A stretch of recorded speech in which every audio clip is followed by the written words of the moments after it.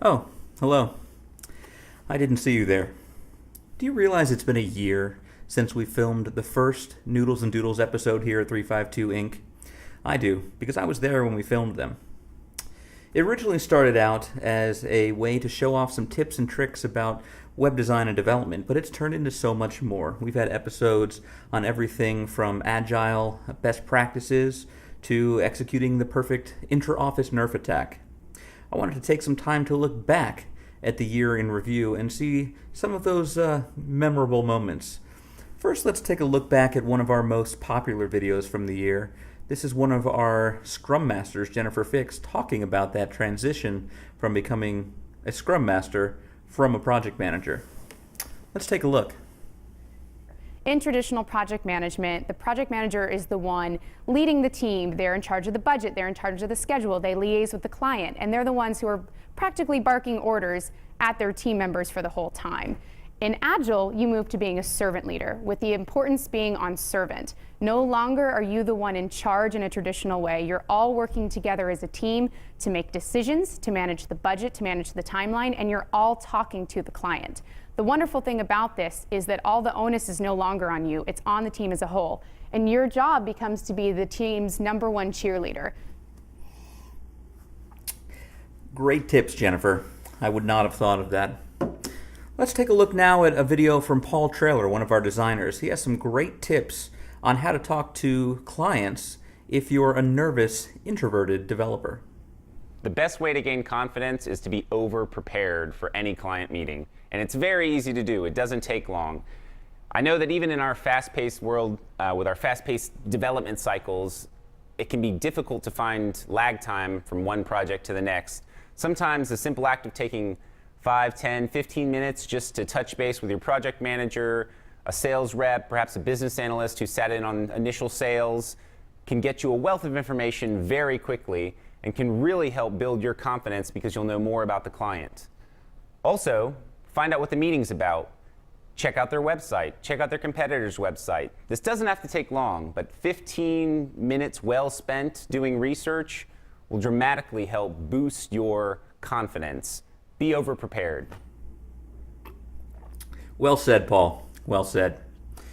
Next up is one that's near and dear to my heart. It's one of the first of the lighthearted series that we did, and it was one that I did on how to maximize your inefficiency at work. Take a look. You want to look busy. There's a lot of different ways to do that. The first way, and really my favorite, and from my mentor, I would say, George Costanza summed it up best in Seinfeld when he talked about how looking annoyed can really help people just assume that you're busy. And let's just take a real quick look at that clip. Right now I sit around pretending that I'm busy. How do you pull that off? I always look annoyed. Yeah, when you look annoyed all the time, people think that you're busy.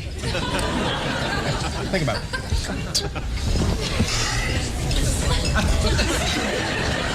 Yeah, you do. He looks very busy. I know what I'm doing. Like Mr. Wilhelm gave me one of those little stress dolls.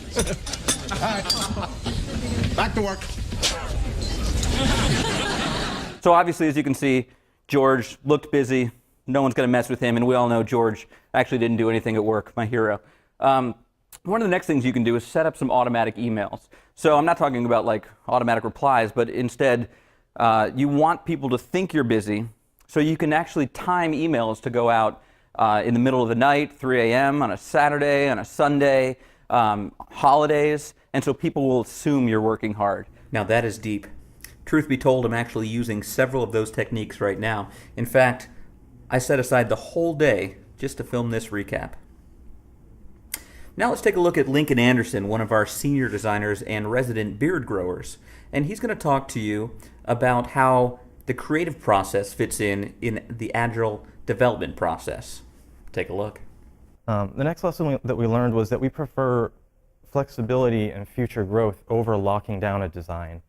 So if you're a designer, you've experienced designing something and you love it, you get to a point where the client loves it, everyone on the team is excited, this design looks great. And then a couple weeks later, someone comes back and says, hey, we need to make a change. And it's really frustrating to you. As you can imagine, you thought you were done with this thing, and now it's back to the drawing board. I need to make changes. And so there's this temptation to lock down the design and say, my design process, after everyone's happy with it, we're going to lock it down. I'm going to lay down the law. You can't make any changes after this date and make a big deal out of it. But the reality is that in life, things change, and you need to be prepared for that. If you are working with a client who is inquisitive and they're researching their users and they're finding out more about how their industry works, they're going to have changes. They're going to say, hey, I was wrong about something I told you last week. I've learned more. And the design and the product would really be better if we did it differently. So you need to be prepared to adapt to that change.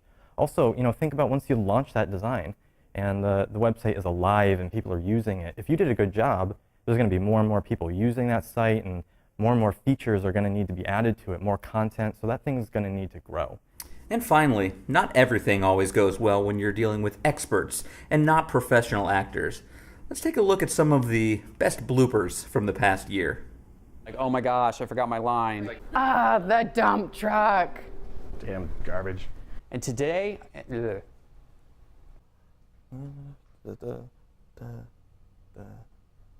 Okay. once I get rolling, I'll be fine. I just gotta get rolling here. Alcohol relaxes your mind. You see, uh-oh, maybe I'm two-take Jeff. You're starting. I thought you were saying, You say your name, oh, and then I I say my introduced name. myself. So, gosh. That's already checked. And I believe that our approach to managing projects, God.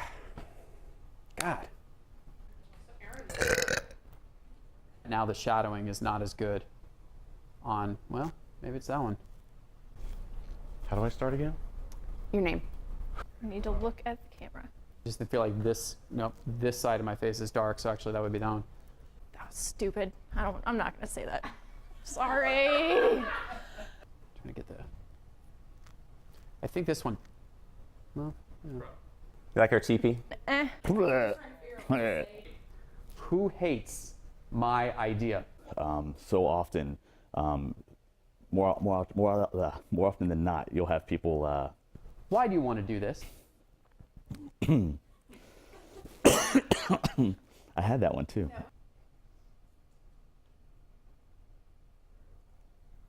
I'm awesome. People like me. Here we can see, boy,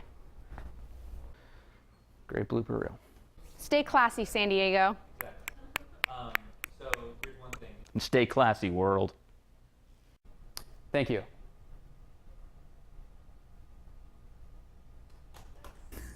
Hilarious. Thank you so much for joining us today and in this past year. And we hope to have you along for the ride for the next year and years to come. Please, as always, look to the comments section on our blog at 352inc.com/blog. Let us know your thoughts, what topics you want to see, and really join in on that conversation. Also, don't forget to subscribe to our YouTube channel, 352inc. Thanks so much, and we will see you for years to come.